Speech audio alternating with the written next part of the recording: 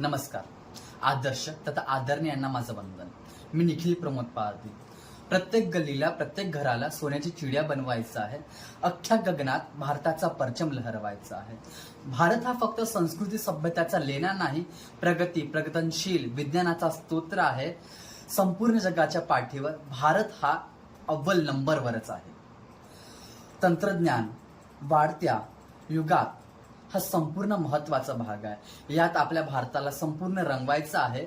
फक्त तंत्रज्ञानच नाही, आदर्श, एकता, एकात्मता तथा मानवता यात संपूर्ण भारताला समंजस करायचं आहे, स्वप्राप्त बनवायचं आहे.